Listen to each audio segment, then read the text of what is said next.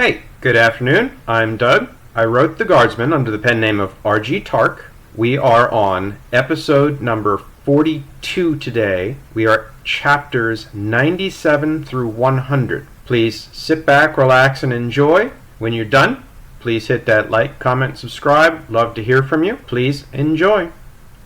The Guardsman, Book 3, Wrath and Retribution, Episode 42, Chapters 97 through 100, Chapter 97. Her day was not even a quarter as annoying once she could chuckle to herself about all the discount sweaters people were buying. She could even smile. Samson just had that way of putting a smile on her face like no one else. She could actually listen to her analysts and ask intelligent questions after their little chat. She was not frustrated anymore, and that helped a lot. The big piece was that she had a simple and direct analogy she could visualize as they babbled complicated financial numbers, so they could think they sounded smart by confusing everyone around them with technical minutiae. Throughout the day she stayed at her desk, never moving as a parade of intelligence officers added newly acquired pieces to the puzzle that was rapidly forming a coherent picture. It was a picture that looked more and more like what Samson had guessed that morning. She had lunch at her desk with others who crowded around with their own working lunch. And then someone brought her tea in the afternoon, and she realized it was getting to dinner time. The home guard held their posts, but she could imagine them straining at the leash to go out and join the fray. Ground Forces Command, the corporate security forces, and small private firms all fed valuable captured enemy prisoners back to her for interrogation. As many as they'd caught, she'd only managed to account for 2 or 3 lieutenants in the syndicate organization who were recognizable from other intelligence sources, healthy enough to talk, and processed through interrogation. There were dozens of other splinter groups and completely independent groups that had joined the syndicate to take part in the looting. Dozens of other identified criminal factions had risen against them to fight for direct control in their own turf wars that now spilled into all the darkened corridors of the city.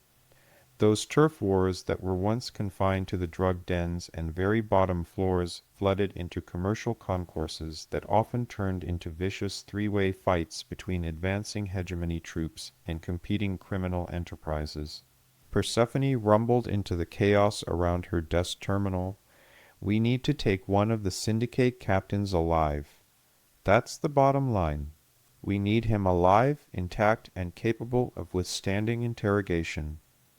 She was met by silent but universal approval. Put it out through the net that Hegemony Intelligence will pay 100,000 credits for one of the 5 syndicate captains, captured and healthy as I just stated. Send whatever images we have of the known captains along with the bounty sheets. Maybe that will speed things along. She watched them take notes and send their various dispatches as more and more people circulated into and out of her office, using it as their impromptu command center. They had command centers, but this was an intelligence organization, so none were big enough for this many people to meet and work together at the same time. All their other operations were smaller and compartmentalized. It seemed ridiculous, but that was the best she could come up with as an excuse for the shortcoming. Her tech guys were running cables into the office. There were so many that there were not enough ports or extensions for portable secure terminals left open in her office, and people were scuffling over who needed to use the ports and to decide which were the more important purposes. Throughout that whole time, something Samson said kept nagging at her about how they crossed their crossed purposes. She started talking out loud along those lines. This doesn't make sense. Why in the name of Earth's dying star would they make so much money from their first bet with their really simple plan? The room was growing silent as she rambled.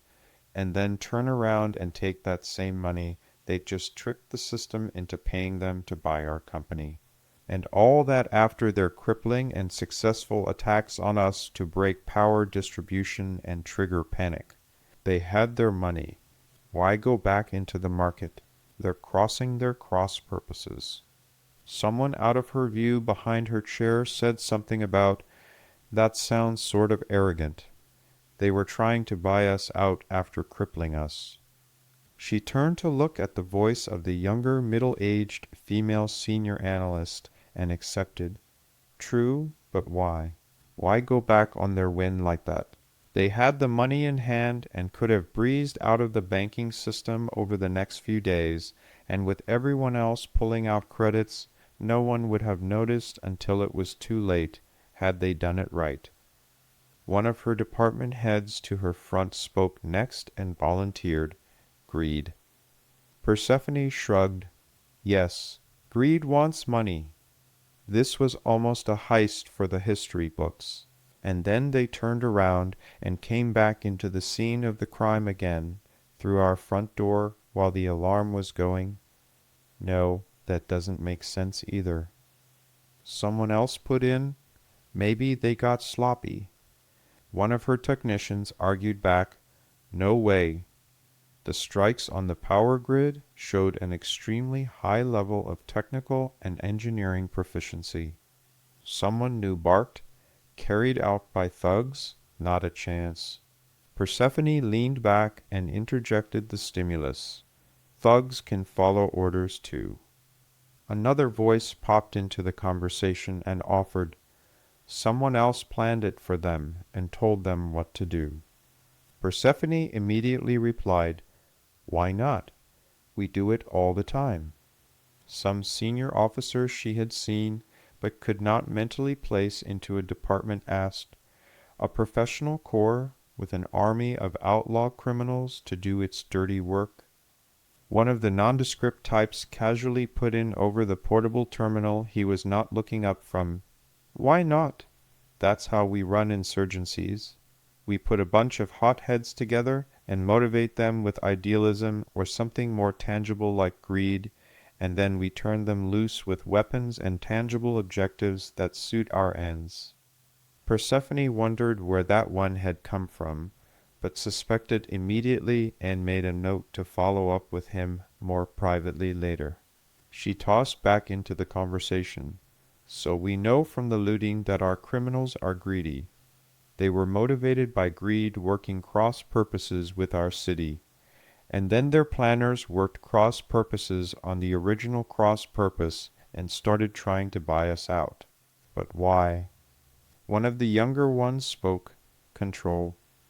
She prodded, control of what? Another answered, us. A third added, hostile takeover attempt. Persephone snatched her pen off her desk and started fiddling with it. But why cash out part way through? They had 14% of this company. Why stop? There were still credits out there that they could have realized before the markets were suspended. Someone else offered, that's sort of arrogant to get all those soldiers of theirs in the field and then to cut them loose.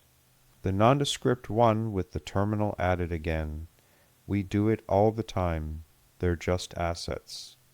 Persephone was going to take some time and talk to him in more detail after the meeting. She put in, yes, but the syndicate was buying the shares, not some individual. It takes a powerful and forceful personality to drive those hard criminal types. I can't imagine they'd bend the knee to just anyone. Hell, they're standing toe-to-toe and fighting it out with our armed and armored troops in the towers as we speak. That's not weak or timid. Those are hardcore fighters, and they'd eat weakness alive if it tried to control them. A different section director speculated, that's a grand, almost narcissistic plan that they were trying, though, and then it just collapsed at the end.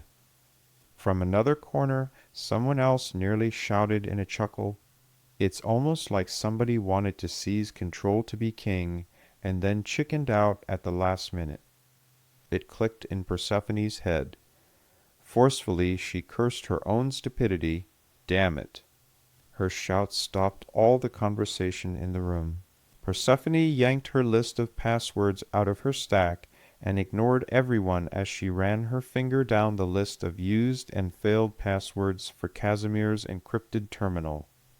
Persephone opened the remote terminal access to the secured computer center. She wrote down the password permutations she was considering on her log. She only had 3 tries and picked the best 3 she just thought of and accessed the password window for Casimir's machine. Persephone grunted and then growled as she tried the first 2, and fell to her last try before slagging another image of Casimir's data drive. And on the last available try, she typed "IamKing." The drive's encryption slammed open, revealing hundreds of files. She fell back in her chair, completely exhausted and dumbfounded. She searched the storage volume for Syndicate, and almost instantly thousands of files popped onto her remote screen. She spoke with nothing in her voice, her finger pointing down at her desktop screen. Casimir ran the Syndicate. We had little to nothing on them before today, only bits and pieces with a few loose descriptions and fragmented images of their leadership. His machine has more files and sections on the subject than I can count. She flopped back into her chair as she was mobbed by onlookers. She selected all those files, transferred them to her machine, and dispatched them to their working group so everyone in her office could read them.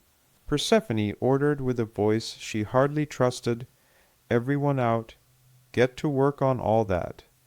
Split it up by sections. The top priority is locating their leadership, starting with Casimir and working down their chain of command." Changing directions, she pointed to the nondescript one who knew all the answers to the ugly questions and ordered, "I want you to stay right where you are. I need to ask you some questions." His "Yes, ma'am," surprised her, but she accepted it. When she was done picking her operations case officer's brain to the point of personally understanding the methods and operations much better, she demanded they discuss it more the next day. Persephone spent the rest of the afternoon poking around in Casimir's machine, ignoring the Syndicate problem and letting her people work. While she was poking, she found a video of a world she vaguely recognized. She watched in horror as she listened to the bridge crew calmly designating targets and allowing their automated fire control systems to do their ruthless work. She watched as tens of thousands were callously spilled into the vacuum of space, as their vacation liners were ripped by fire and kinetic munitions. She held back her scream with the palm of her hand as she finally recognized the world that she was watching die. And Casimir had a vid recording of the bridge crew of the ship that did the killing on his personally password-protected work terminal. He'd known all along what had happened to Luckiliness and kept the record as a trophy. Her stomach turned as tears rolled from her eyes. Chapter 98. While she was watching the horrific video she'd pulled from Casimir's terminal, and her imagery people were working on verifying its authenticity, she received notification that her first 100,000 credit bounty was due for payment. One of the criminals who masterminded the day's chaos was under interrogation already, only a few floors down, in her secure holding area. They already had basic imagery of him, but with the imagery confirmation and personal specifications down to the genetic profile from Casimir's personal files, the identification was nearly perfect. He was held well outside of the general holding pens far down in the bowels of the Citadel building. Apparently, 2 things had happened at once that led to his capture. One of her analysts had flagged him and 2 of the other 5 captains from the imagery on Casimir's machine. And then one of the securities holding company employees where they stashed their ill-gotten securities gains flagged him walking through the door based on the alert her agents had circulated only shortly before his arrival. The happy ending in a day of horrific revelations was that security forces had pounced on him with such tenacity and sudden force that he and his men were forced to surrender immediately without a shot fired. After the gut-wrenching time she spent watching a whole planet die, the news that her interrogators were working on this syndicate captain was more than welcome. She gladly stopped watching the video while the assaulting craft was still blasting the planet from orbit and scouring it clean of life. She still had not figured out how to tell her mother and father that she now strongly suspected, if not knew, who had orchestrated the murder of that world. She pushed all that out of her mind as she made her way down to the interrogation area. She could not really even think of this as really a single day. Almost a full 22 hours had passed since she was woken with the rest of their emergency personnel. She was exhausted to the bone, but refused to show it. This had been more like one long collage of jerking event to event, and sometimes disorienting meetings that did more to cloud the issues than resolve them. She watched the veteran criminal shrug off every threat and tactic her interrogator used. Her own fatigue was nagging at her, but she forced herself to focus on what was happening in the room. She saw a few interrogations in her still short tenure as the Director of Hegemony Intelligence. Most of the people she saw were either rank amateurs caught in the interstellar power spy game for some reason, or the very rare seasoned professionals expecting and trained for the worst on capture. While not a professional in the agency sense of the word, this one was not going to break either after his years of experience and hard living. For the sake of time and potential expedience, she decided to shake the box, and she recalled her interrogator. Her interrogator was visibly irritated by the interruption. She slipped her hand along the observation deck and palmed an item. Her interrogator was nowhere near as agitated as her guardsmen were when they realized what she was planning and began to strenuously object. Instead, she redirected them and told them that they would be only a step away, and the criminal was completely scanned and all his weapons removed. While speaking, she casually positioned herself to make her move. She used her position to quickly slip in, and she left both her guardsmen scrapping at the heavy manual door behind her like anxious puppies. At once she wanted to smile at her small victory, but needed to keep her face schooled and calm when she turned around. After making sure the door was closed and a short calming breath, she turned easily and strode to the chair opposite the outlaw. He actually stood for her, but was still chained to the table and feet to the floor, preventing him from anything more than a forward half-bow at the waist. He stood the whole time she moved to the seat opposite and waited until she was fully settled before he nervously and uncomfortably settled himself opposite her at the wave of her hand. She asked him simply, "Do you know who I am?" He scoffed. "Yes, of course. Everyone knows you, Lady Persephone." She smiled her pleasant company smile. "Good. Then you know I run the Hegemony's intelligence agencies, which coincidentally is where you are now and the reason you are here. I share that since I know we don't generally tell. Guess that information, and you know my husband?" The criminal offered respectfully, "Yes, my lady, the High Commander. Of course I know him. Everyone on the planet knows him. They still replay your escape sequences on vid channels and theaters. That fight was epic. I saw it live for the first run. I's still a bad piss of vid." Nodding pleasantly, acknowledging that this criminal was marginally more respectful than many of the COs she dealt with, she offered, "Oh, so we are familiar with each other now." She produced the hidden key to the shackles that she had palmed on the way to the door past the desk outside. "So I can take these off so we can have a civilized conversation about all this mess." She was interrupted, as she expected, by both Major McKinley and Captain Mountain kicking in the heavy door to the interrogation room. She barked in the hard command voice she heard Samson use 1,000 times, but never realized she possessed. "Major McKinley." Her command froze the advance. Turning back to her wild-eyed prisoner, he was not scared, only wild-eyed. But he was standing and ready to fight, even shackled to the center of the table, and with his feet bound in an eye-hook bolted into the floor. She barked her guardsman's name in her prisoner's face. "William is an excellent guardsman. He is one of our best. He is consistently strong, steady, and highly competent." Her prisoner's eyes flicked back to her, suspicious but listening. "I want to have a sane, calm conversation with you, so that we understand each other. You now know who is on the other side of that door. I do not believe you will threaten me, and I think we can have the normal, sane conversation that I want, like civilized adults." She had his attention and showed him a peek at the threat she held over his head. "And while I do not want to consider it, you know for a fact that if you hurt me, Samson will rip you apart, and there is no law or consequences in the hegemony that will stand in his way before he is stopped." She saw he was suspicious, but that they both recognized they were speaking each other's language now. His eyes flicked up to the guardsman and back down before he gave his oath. "Of course, I swear on all my honor I'll not hurt you." Joking to deliberately lighten the mood with her radiant public smile. Thieves' honor? She didn't break the ice as intended, but still smiled as she opened the chains and gestured for him to sit. She nodded her head back out the door, ordering her guardsman to retreat.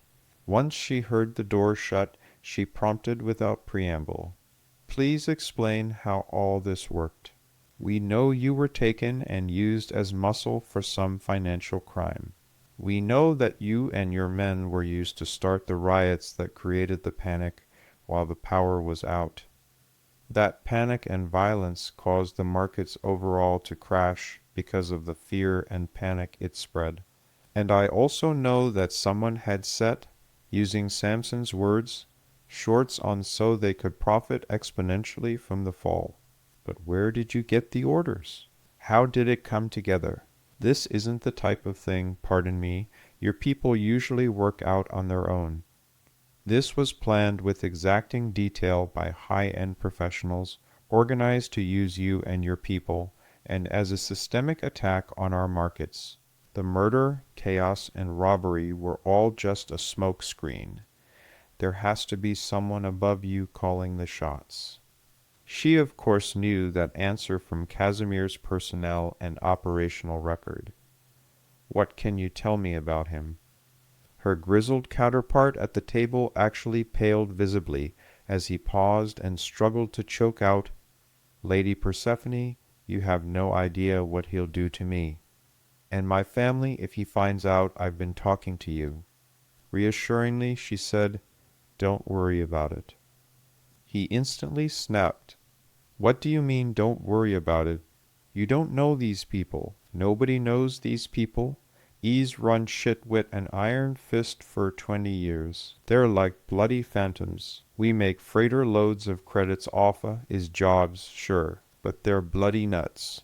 All guy I replaced got found sliced into lil pieces in bed wit is mistress. Were so many pieces caln tell ifin was is our parts, 'cept they left enough boy and girl parts whole in mixed in everybody knew. Guy for was found different boo no betta. Crazy bassers run round in metal masks and never take off they gloves and jacket no matter how hot." As he finally wound down, Persephone sighed soothingly with a gentle smile and whispered, "Can you keep a state secret?" His jaw dropped, and she knew she had him. Persephone chuckled like a little girl getting ready to tell her best friend the name of the boy she liked as she leaned forward, using everything she knew about confidential and trusting body language to put him at ease with her theater. "I'll take that as a yes."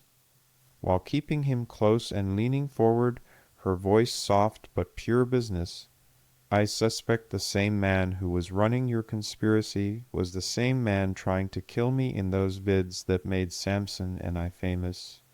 and he is the same man who has architected the slaughter of my family over the last 20+ years." Stunned silence was the only response she got. She continued with information he didn't know. "I also know that he has cleaned out your syndicate's bank accounts, trading all of your confirmed funds into coins. He has pulled every available credit out of your accounts and drained your organization dry before the rest were impounded." Visibly distressed at the betrayal, but listening completely, he remained silent. He knew the trick where law would lie to get what they wanted, so she watched carefully as she continued to probe. Persephone shared, "We tracked those coin shipments and then a flight out of a decrepit warehouse that has had nothing to do with any cargo worthy of air freight in decades a few hours later.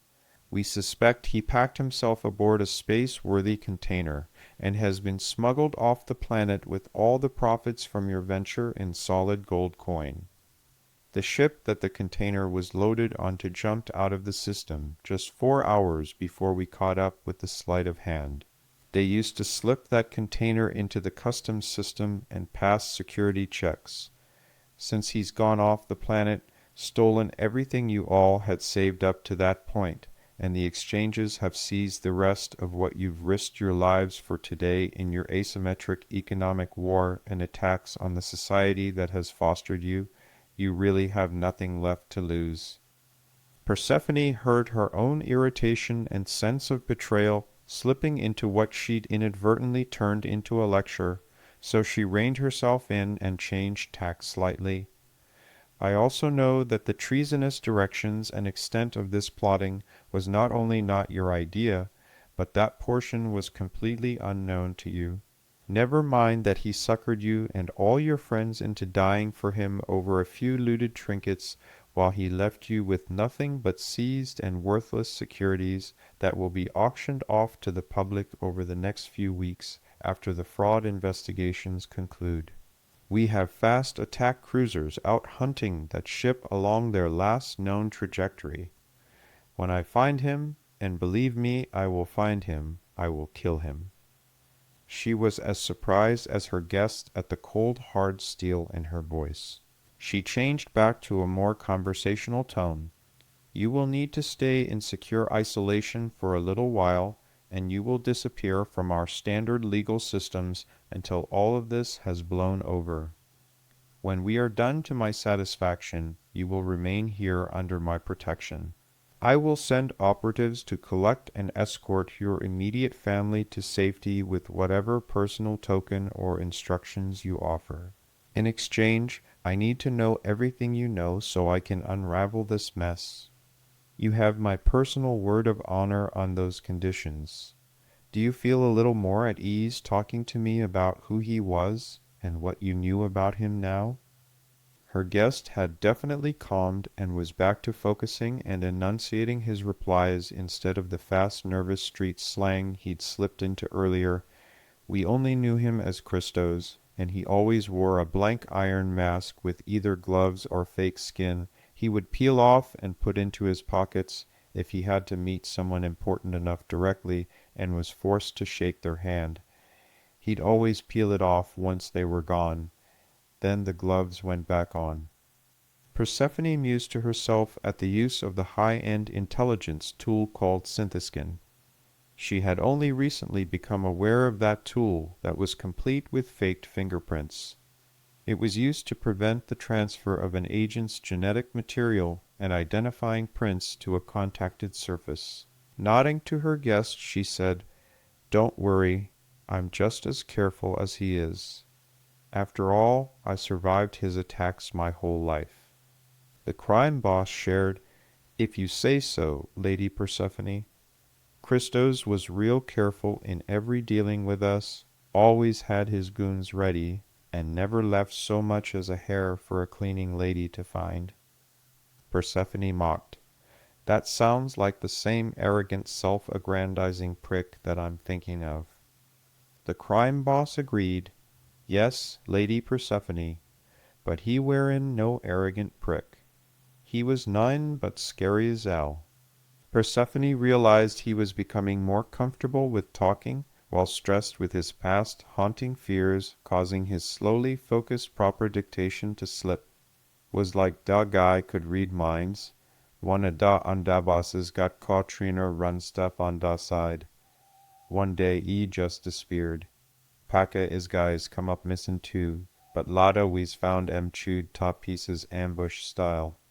In Gone, Scary People, Lady Persephone. Chapter 99. It took longer than she would have liked, but her analysts had finally completed their authentication of the horrific video capture that she discovered on Casimir's terminal. While she was with the syndicate boss, they did everything from reviewing the material frame by frame for consistency to comparing technical descriptions on the video and of the equipment used. They tracked and modeled the exact positioning of the stars in orbit relative to the video's point of view and the known date and time positioning of the stars that should have been seen as the backdrop from that point of view. They did a dozen other more complicated technical tests also, but each passed verifying the video as authentic with more than a 95% chance of veracity for each of those separate tests. Her heart sank, but she accepted the portable terminal and carrying case from her technicians. She immediately called for all the family's major decision-makers, plus Rees, to meet in her father's office. She was not at all surprised that they were all still awake at this hour. She didn't even know how many hours she'd been working anymore. It was all one long day blurred into fuzzy and muted conversations, with lots of coffee in between. She almost fell asleep in the elevator riding up to their meeting when Bryce, the angel that he is, handed her another cup of coffee. When she arrived, they were all haggard and without sleep. She asked that the guardsmen wait outside due to the nature of the intelligence she was carrying. It took orders from both her father and Samson to send them on their way. She noticed that they too were looking worn around the edges, her father's in particular after having stood around all day with their weapons and full armor. Even her father and unflappable Samson were starting to show their weariness around the edges as they worked with deliberate care and economy of motion in everything they did. She sighed quietly to herself, thinking that she must look like hell if those two were showing their fatigue. And then she saw Diantha and felt a spike of jealousy. The woman, she corrected herself, her sister, while not looking refreshed, actually looked like she still had enough energy to go out for a night on the town after a simple day at work. Diantha was over the personnel division and was probably only helping her mother with public relations items at this hour. She pushed that thought aside as she opened and set up the portable terminal on her father's desk. With a very brief introduction about this video, only recently being recovered from Casimir's terminal, she provided no more information. Persephone hit play and stepped back so others could watch the horrors that she'd already seen. It didn't take long for the gravity of the video to sink in. She could watch the recognition on their faces as first her father, Samson, and then Tommy's recognized the video for what it was, and then the other three. Her mother, Rees, and Diantha all took a lot longer and stared harder and with more horror than the first three. The first three seemed to watch by rote because she'd requested, not because they were interested or shocked by the events unfolding on the screen. That puzzled her and drew her curiosity, which she worked to mask. Those three were at their core soldiers, and all three had their hardened emotional armor up and in place before she'd even pressed play. The contrast between the first three and the second three was remarkable. Even Rees, who was a soldier like the other three, blanched at the video, which meant that soldiers could blanch at the video too.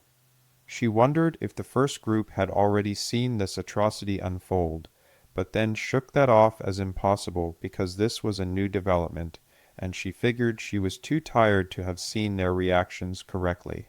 She held that assumption until her father leaned forward and hit the fast forward through the methodical glassing of the planet. Then her eyes narrowed suspiciously when he blithely and summarily proclaimed that it was a North Star battleship under Celesta's League colors that had conducted the assault. She snapped before she caught herself and accused, "How do you know that?"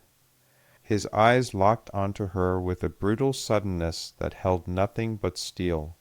"Persephone Apollonia, you are not my only intelligence asset. Do not ask again." She immediately dropped her eyes under his uncompromising tone and replied, "Yes, sir." He continued without addressing her, "This piece of intelligence is independently confirmed from an alternate source. We're going to war. Make preparations, my own brother and nephew. North Star's Celesta's League has been working in conjunction with Thanadios and Casimir for over 20 years to undermine and destroy this family. I think it's time we dropped the hammer on them and smashed them out of existence once and for all." She could tell he was agitated when he repeated himself, "Make preparations to immediately begin mobilizing for war." Persephone blanched when she realized for the first time that she was now an immediate member of the hegemony's war council. It suddenly seemed to close in around her. She always knew on some level that was what they did. She had just never had a seat at the table before, and now she was responsible for a huge piece of those preparations. While she listened, Rees and Samson urged for more time. Her mother injected into the conversation that they should wait to gather allies. CEO Kroinos made his final decision, quoting the ancient military axiom, "We go to war with what we have. That's how it's always been. That's how it will always be. The more consultation and pandering we do, the more momentum we will lose." Tomies offered an alternative. "There is some validity to what Selline is saying. I'll go to Earth and present this along with our additional intelligence to the Earth courts for a genocide case. I'll make a side trip and quietly present the case to the Mercenary Guild and Earth's independent systems to remain uninvolved due to the reprisal nature of the campaign. I'll remind them of all of the Terraforming Commission regulations that are clear about the destruction of terraformed and populated worlds. That will have any paid for allies breaking ranks for fear of association with the League's genocide. Philip, give me that much time, and I'll have the Mercenary Guild's troops withdrawn from the Celesta's League worlds, from the deepest reaches of space from Tarfona herself, and all the way back to Earth. They used Mercenary Guild forces to garrison every single one of those worlds that they should have lost to us in our last commission dispute." That was something else Persephone had not heard, and she made a mental note to look into where Tomies got that information. Tomies went on, "If I can strip the Mercenary Guild registered units off those worlds before our invasion, we could hit their home world and simultaneously pick up between 20 and 50 solar systems with token hegemony forces at the drop of a hat. That minimum pickup will more than balance campaign risk." Tomies urged his friend, "Give me the time out and back to Earth." Philip grumbled over his shoulder, "That is nearly 4 months for the trip alone." Tomies corrected, "Closer to 5 or 6 with all the horse trading I'll need to do while there. Let me shake the tree. When I return, I'll have a complete list of Merc Guild units leaving their contracts and the positions they are leaving ready for Rees. And then we can pluck those systems out of League control like picking ripe apples off the ground. If we can pick up those systems without resistance, we could lose our entire standing Naval Corporation component and pay to replace them in totality with the gains from holding half those systems." Persephone cringed at the thought of losing their entire Naval Corporation fleet. She stole a glance at Rees, who was also cringing and obviously having the same thoughts. CEO Kroinos snapped, "Do it. Warsong will carry you to Earth. We'll use the time to stage and set up our attack. When you've returned, she will hand you off from you to our representative, who will carry the initiation orders to the rest of the fleet in deep space staging." He considered for a moment before stating, Samson will carry the orders and represent our house." Persephone felt a flare of panic as Samson said, "Yes, sir." Chapter 100. Samson was trying to figure out how to attack the Celestas League home world that sheltered the North Star Manufacturing and Mining Incorporated group with the fleet they had on hand. He was getting sick of chasing his tail about it, constantly discussing how to break a planetary defense with Rees. After weeks of frustration, they'd still gotten nowhere. The discussion was always the same, with Rees occasionally throwing in something new for him to learn, but still the meat of the conversation was the same. They were getting to the point where they were deliberately reversing roles in their memorized discussion, just to pretend they had new perspectives on things. Most capital worlds keep 6 defensive platforms with interlocking fires from at least 5 at any one time on an approaching fleet. How do we break that? Rees shared the conventional wisdom that kept capital worlds safe: throw ships at it. That's why there are so few top-tier capital worlds that are taken. Those damn outposts are a nightmare to kill. Samson recovered the obvious. So, they get exponentially more powerful because they are so large and they don't have to devote anything to propulsion. Their power plants work only on weapon systems and defenses, and they are stationary and in mutually supporting positions. Rees agreed. That's it in a nutshell. They control the gravity well around the planet where ships must come out of jump, and their armor and shielding is intensive. A halfway competent commander can hold one of those systems for a year under siege. Longer if the capital world has its own food production like ours, because they can just sit behind their screens and run raiders out to the enemy fleet and lob missiles at them periodically to keep them honest. That's why so much of our world is devoted to food production. It was a conscious decision on the part of the founders of the dynasty when they moved the capital here centuries ago, the ones before this current branch. That is, to keep this world as green as possible and to compact everything into one major city we have below the customs station. Samson wondered, intrigued, "I've never heard that." Rees added with a smile at the break from their normal conversation role-play, "It's not common knowledge. On top of that, it was a decision made over 450 years ago, something like 10 or 12 generations ago, and there's no percentage in anyone getting their panties in a twist over having fresh vegetables for dinner and export.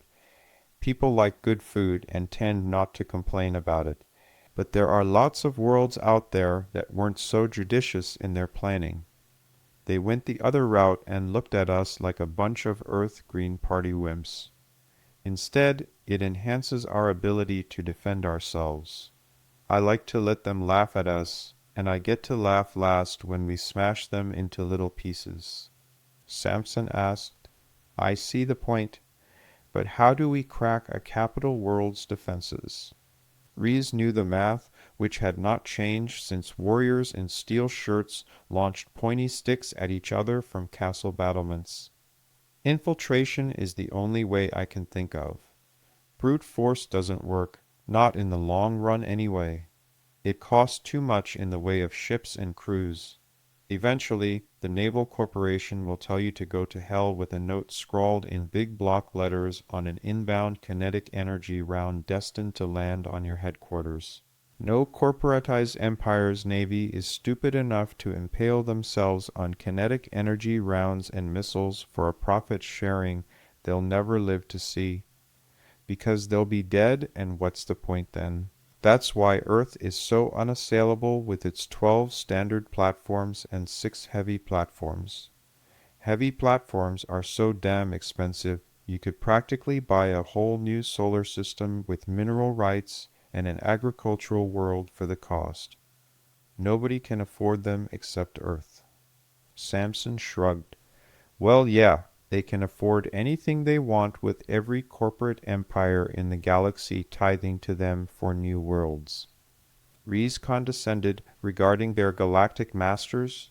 "Exactly, Earth can afford them, no one else can." which doesn't solve or even broach the issue of the 6 we need to crack to pry Redisel out of his shell and drag his happy ass back here. Samson asked a new question, curious for the answer. How much energy do we need to crack one of them? Rees repeated by rote, it's astronomical. He then clarified with more detail.